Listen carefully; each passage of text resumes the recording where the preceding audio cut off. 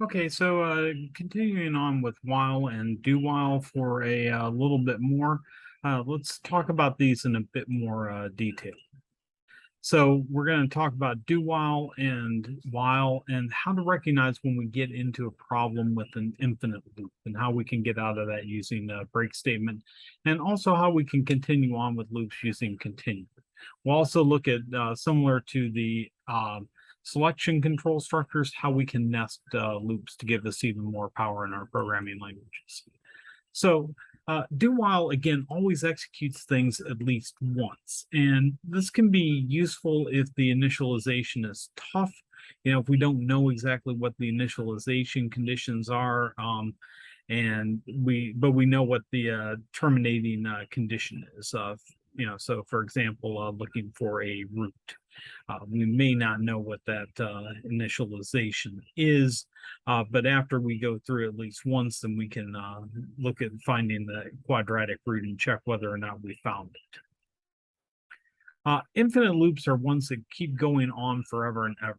And so you may have seen these in a lab that you've done for the class, or something that you've programmed yourself. They happen from time to time. Sometimes you just don't know why you aren't getting out of the loop. Basically, you can detect this by seeing that the program pauses, but it doesn't respond to input. It just kind of sits there and hangs. So these can be occasionally useful. For example, looking at a graphical user interface environment, that's something you don't want it to have a terminating condition until the user shuts down the computer, or a game. You want the game to keep running while you are playing the game. So it's useful when you want to keep processing requests forever, or where you're sitting out there and listening for events to arise. So simple example would be while true. That's, true is always going to be true. So it's always going to continue to do whatever inside of those brackets. And there it looks like there's nothing inside those brackets. So that's just going to continue executing. The other one that can get you an infinite loop is putting a semicolon after the while statement. I know everybody's gotten used to putting semicolons after all the commands in C++, but if you put a semicolon after while, then it'll say while true, and it'll do the semicolon, which is nothing. So are these loops infinite? We set x equal to 3 and say while x is not equal to 4. Well, 3 is not equal to 4, and we're just going to continue to do nothing, which is that semicolon statement. X is equal to capital X, and while X is not equal to capital Y, then we set X equal to capital Y. That one, I believe, will terminate. X is equal to 5. While 1 is equal to 2 minus 1, that will be true. Multiply X by 2. And that will just keep multiplying X by 2. X equals 0, while X is greater than 10. That one, probably not. So break and continue.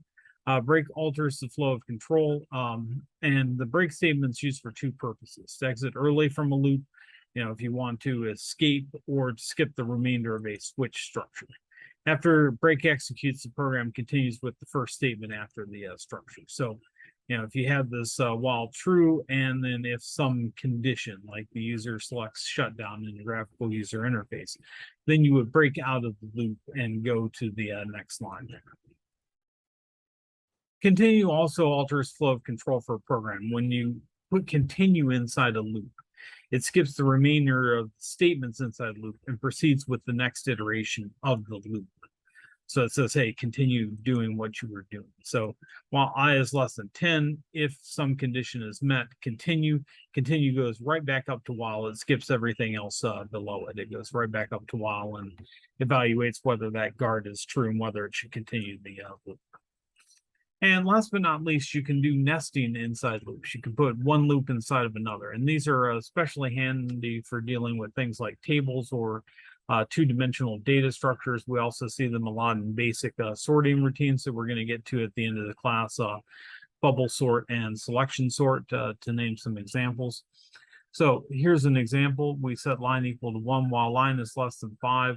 Star number is equal to 1. While star number is less than the number of lines, we print the star. So this will print a string of stars corresponding to line number. First line will get 1, second line will get 2, etc., etc. Third line will get 3, fourth will get 4, and fifth will get 5. And I'll put an inline after each one. So kind of makes a nice table of stars for us. And that's it for some words of warning on the loops and a little bit more detail on them. Thanks so much for watching.